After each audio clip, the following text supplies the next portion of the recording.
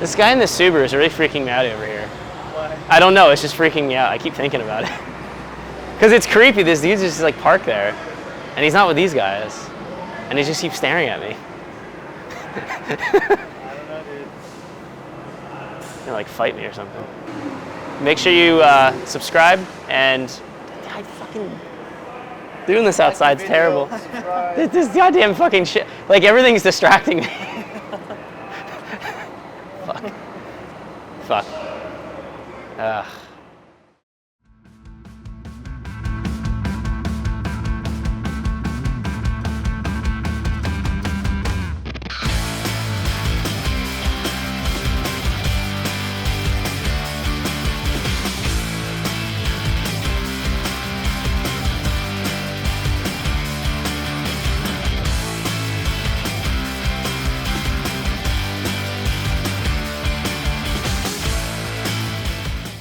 Hey guys, this is Jeff from Evans Tuning.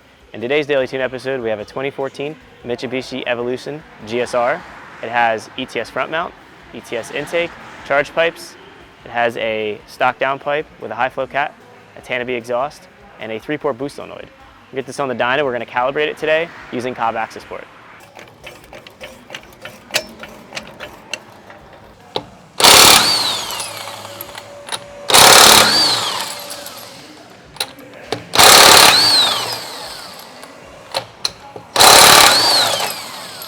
So if you do an SST flash for the trans, you can put the MR flash on the TCU, and you can actually, you have like full launch control and you have like the aggressive shift mode and everything.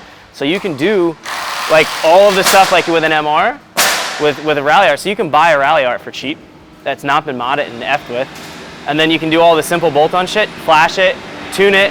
Like guy up the road, he used to do a DSM part out. He had one, and it was like, it was basically an MR for like, I mean, I didn't have the brakes. He did the Cadillac CTS-V brakes, I think he did on the front, like a 6-piston. There's a conversion kit, but like, it's a cheap car. It doesn't have the same suspension, you know, that kind of stuff. But they make a hatchback version. It's cool. And how much power was that like making? He was making like 340 at the wheels. He made what an MR would make. It was basically an MR, just, you know, it didn't have the brakes and suspension, but he daily drove it. He's like, I don't care, I'm not racing it. Yeah. But it was cool because, you know, it gained some crazy power for just takeoff parts that he got for $200 off Craigslist. Feels like it's fall right now.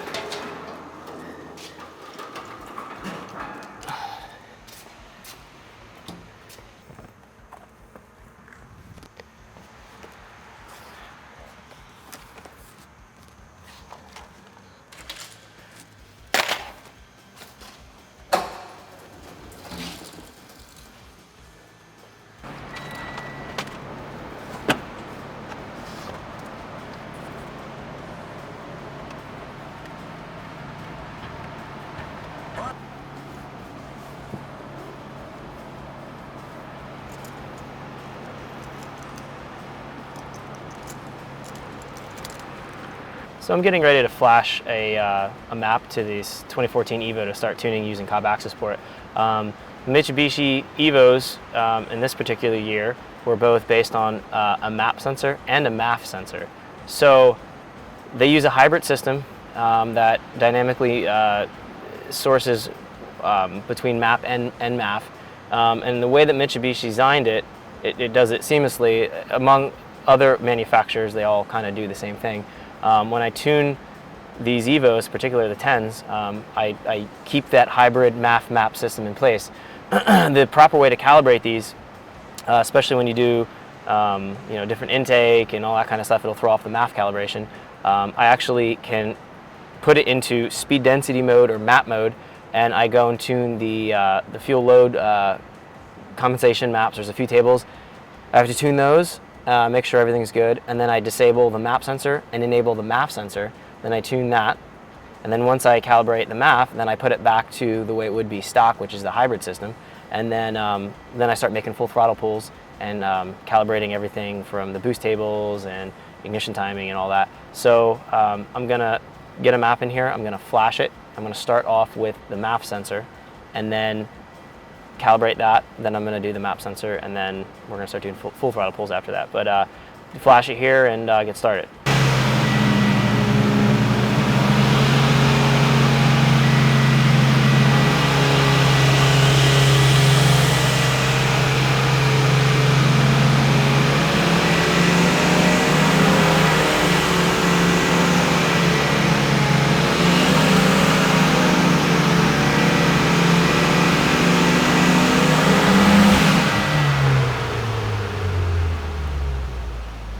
So I ran through the MAF calibration and checked everything, which was pretty close. It was a few percent off, and recalibrated that. And I went through and I double checked the map sensor speed density maps. They were off in a couple spots, so I cleaned up those. Now it's back in its full hybrid MAF map setup and start making some full throttle pulls. We're going to calibrate the boost control and make sure that it hits the load request that I'm asking for. It's hitting it, and the ECU isn't over or undershooting on the duty cycle for the boost control, trying to reach that target. So we're going to calibrate all that right now and see how that all works out. I'm going to do a full run.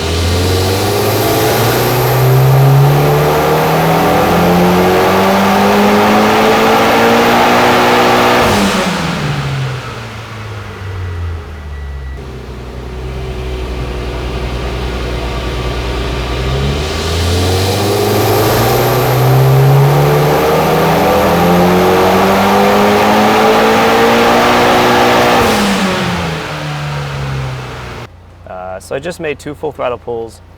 First pull, I noticed that my wastegate correction, which is the duty cycle, how much an offset it sees between the target load and then the actual load that it's seeing. So the ECU determines boost not based on PSI on this particular PCM for this Evo. It does it based on load, which is a combination of MAF and MAP. So I'm trying to get the wastegate duty cycle correction to be as close to 0 as possible so that the ECU isn't overcorrecting trying to reach the target. The first pull, it was about showing 16% duty cycle correction, which is quite a lot. It's off a little bit. So I tweaked some of the load compensation tables, requesting less load and manipulating the duty cycle for the actual boost solenoid so that I can reach the target load them requesting and not having the ECU overcorrect. The second pull, it looked a little bit better, and I leaned it out a little bit. It was super rich. First pull, it was in the low 10s, almost 10.0. This last pull, I got the air fuel 11.5, 11.6, and it picked up about 40 horsepower. It has a little bit of fluctuation in the mid-range. I'm trying to clean that up, try to get the wastegate duty cycle correction as close to 0 as possible, and smooth out the power curve a little bit. But so far so good. I mean, it's making 360 torque and 355, almost 360 wheel. So that's about right for a stock turbo with full bolt-ons. But I want to smooth out the power band a little bit, make it a little bit more linear, a little less choppy, and get the boost control so it's 100% happy on the PCM. So we're gonna keep flashing and try to improve it.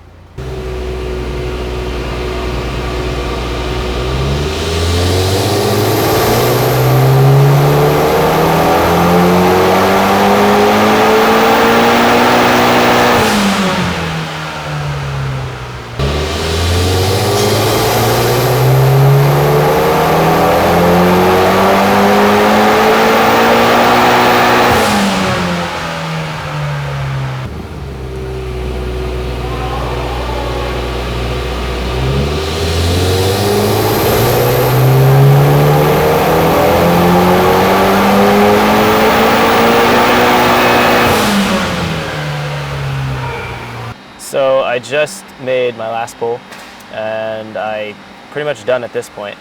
Made 370 torque, 358 horse.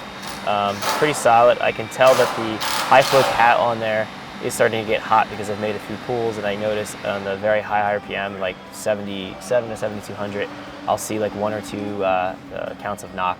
On these ECUs, more than several counts of knock, it switches it to a low octane ignition map.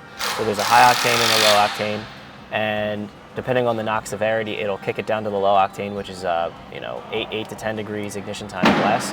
It also has a knock learn factor, where if it sees sustained knock, it starts at 100 and starts counting down. If it's at say 90, then it's going to weigh 10% less from the high octane map to the low octane. So it's kind of a dynamic ignition timing system. The way it works, it's pretty simple. It's similar to the way like a GM ECU works. It's a similar idea for the low and high octane. So I was able to clean up. I had a bump in the mid-range in the spool-up area. using the MyVec, using the variable cam timing. I gave the intake a little bit more advance. I retarded the exhaust a little bit more, and I was able to increase the overlap, which decreases the cylinder pressure. I was able to give it some more ignition timing, and because you decrease cylinder pressure, you decrease the likelihood for it to knock. It smoothed it out a bunch in the mid-range. I picked up a tad bit of torque. And the wastegate duty cycle correction is now close to 0. So it's trying to run the load request that I've asked, which is indirectly correlated to boost. So I'm hitting about 26, 27 PSI in the mid-range, dropping off to about 20 to 21 PSI top. Air fuel solid around 11.4, 11.5. This does have stock fuel injectors and stock fuel pump. This is the limit of what you can push the stock fuel system to. I'm about 91, 92% duty cycle. I'm not going to go any higher. I potentially could make more power with bigger injectors, but only a small amount, maybe another 5 to 10 horsepower. It's not even worth trying to push this. This is going to be a daily driver, so for that purpose, we're going to keep it conservative, and keep the car running as long as possible and safe. So we're going to, pull it off the dyno, wrap it up here, but pretty good results from basic bolt-ons on an EVO 10. It's not, I detuned that, so it's not really so much of an issue, but I can tell it has a cat in it compared to EVOs that don't, because they don't do that. They'll be dead consistent. So I had to tune it a little bit more conservative. No, that's fine. Yeah, because it's gonna be my daily, Right. Yeah. Yeah. Like it tries to like control boost right here, and then it pulls a bunch of ignition timing out because it's overstepping the load requests, and it peaks and then drops and then it peaks, but you can hear it, like that fluctuation that you hear is the boost solenoid is trying to regulate boost as quick as possible in that area. So I just calmed it down right in here, so it was much smoother. Yeah. Up top I detuned a little bit because it was seeing a little bit of knock, so it lost, it traded off 5-8 horsepower up top here, but if it's not going to knock, you're not going to drive the car around like that. It's not safe. Thanks for checking out this daily tune episode of the 2014 EVO 10. Put down 370 torque, 360 wheel, made some solid numbers. Make sure you guys subscribe, like the video, and comment, and see you in the next one.